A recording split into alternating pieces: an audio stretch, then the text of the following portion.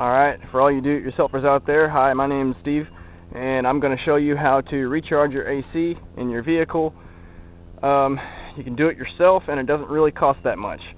Alright, first thing, of course, you know you're going to need some 134A Freon, or if your vehicle calls for another type, then you use the other type. And also, you might want to double check on the directions on how to use that kind. But anyway, for the 134A, this is going to be a tutorial that will work for you. Now what happened is I picked up 2 cans that I think is going to be more than enough. But if it's not enough, then I have this extra can over here that is do-it-yourself type can. And what's going to happen is if I don't have enough, but an extra can is too much, then instead of releasing any Freon into the atmosphere, what's going to happen is I'm going to still have some left in this can, so I can reuse it later if I need to. Alright, so make sure you got more than enough, and you make sure your third can is the kind of can that you can reuse later. Alright, also you're going to need these hoses here. You can go to AutoZone and pick these up. You can either buy them or you can ask them for their loaner tool. They have the loaner tool, and it's expensive, but you get your full refund as soon as you're finished with it, as long as you don't damage the parts. Alright, this set here, this hose set, it runs about $100. Okay. Now also you're going to buy this vacuum pump. This vacuum pump is $235. But like I said, it's pricey, but once you're finished with it, you return it and you get a full refund. So really the only thing that you're paying for is your Freon.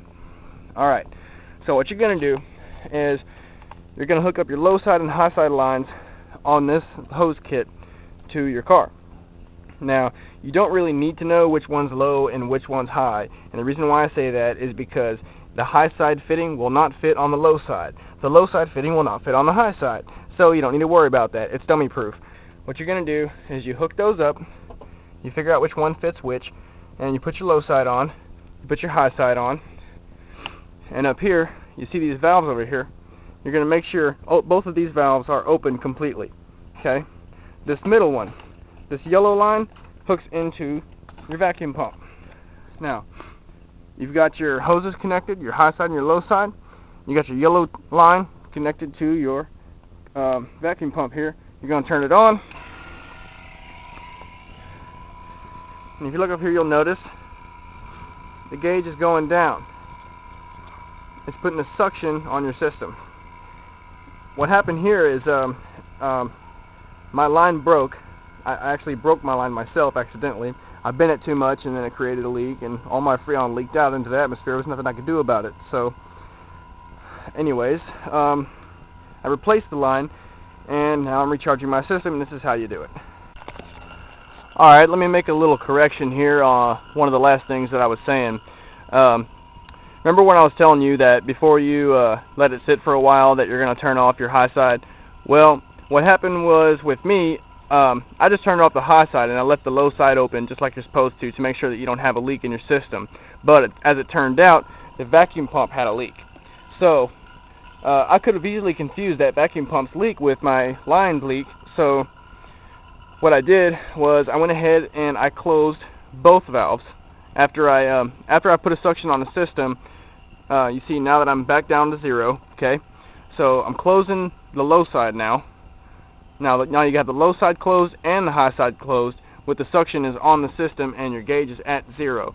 Now, once you've closed both your valves, you're going to go ahead, come down here. You're going to turn off the pump and very quickly remove this line. The reason why you have to remove it quickly is because if you don't remove it quickly enough, you release too much of the suction that is in the system. Okay, now, after you've released, you're going to come up here and you're going to open your blue valve back open. That's your low side. You're going to open it back up, and now you're going to let it sit for 30 minutes. Now, after 30 minutes of letting this sit, with it being disconnected from the pump, and this valve open and this valve closed, 30 minutes later, if this gauge hasn't moved, then you don't have a leak in your system. Okay, I'll see you on part 2. Alright, how to recharge your AC part 2. Alright, after you got your suction on your system, you've let it sit for 30 minutes and you know that your system is not leaking, then next thing you're going to do is you're going to go ahead and you're going to start your car, and you're going to come over here, you're going to make sure you got this on cold, you know, you're going to turn your AC on full blast. Okay? Now you got your car running, you got your AC on full blast. Alright, next thing. Alright. Okay, now it's time to grab one of your 134A refrigerant cans. Okay? Now, I'm going to set the camera down just for a second here. Okay, now what you're going to do is you have this fitting here that comes with your hoses, right? Okay. Now you're going to take this fitting. What you're going to do is you're going to make sure that this is unscrewed completely. Make sure it's lefty-loosey, unscrewed completely, and then you're going to put it on top of your can of refrigerant. You're going to tighten it down. Okay? Now, you want to make sure that's good and tight. Alright, now you've got this on. Now, before I go any further,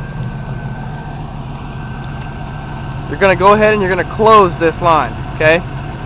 You're going to go ahead and close this line. You're going to leave your high side closed. You're never going to open this back up again. You're going to leave your low. You're going to close your low side and leave it closed for now, so that you can hook your can up to your yellow line. The yellow line that went onto your compressor is going to go into your fitting here. Once you've put your line onto your can, you're going to tighten this down as far as it'll go. Alright? You can tighten this down as far as it'll go.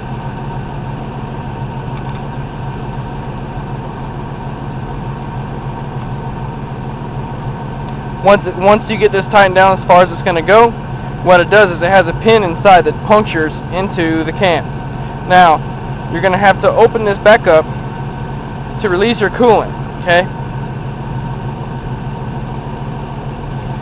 Now this releases the pressure from this can to travel through this yellow hose and up into your assembly up here. Now what you're going to do, you're going to crack this line just for a second, and it's going to let just a little bit of outside atmosphere or whatever got in there, it's going to let it out. There you go. Tighten it back up. Now you know you have no air in the outside atmosphere. My system does not have a leak, so now that I've got pressure going from the can of 134A up the hose into this assembly, now you're going to open your low side. Leave your high side closed.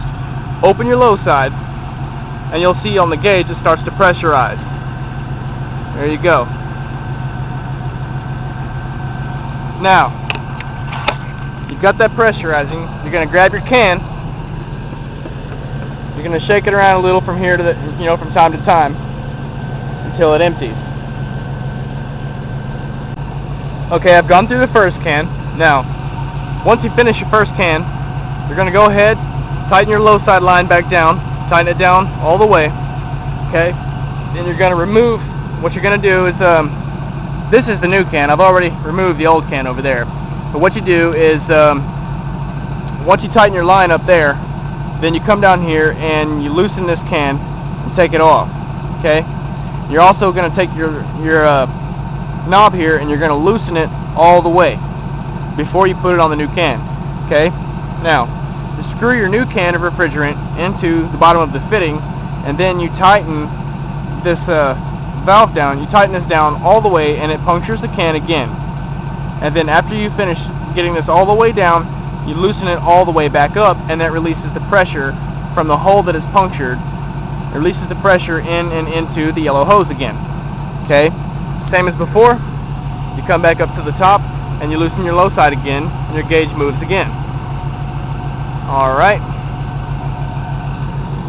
pick up your new can, move it around a little bit. You'll feel it start to get cold after a couple of minutes. Alright guys, I'm back. As you can see, it's a little bit dark out here. I went ahead and decided to shut off the car because I finished. To pick up where I left off, all you have to do is, once you've put a couple of cans in there, and the way you know if you're finished or not is, you're going to go ahead and you're going to turn off your low side line. And once you have your low side line turned off, you can now go around into the inside of the car, and just feel and see if your AC is blowing cold. If your AC is blowing cold, you're done. All you got to do is just come back over here and you just disconnect. If you can see this here, you just disconnect your low side line off, and you come over here and you disconnect your high side back off, and roll it up, put it back in the box, and you can take it back to AutoZone. And as I said, they give you a full refund, and then now you've recharged your AC, and all it costed you was the amount it costed to pay for your Freon. Okay guys, good luck.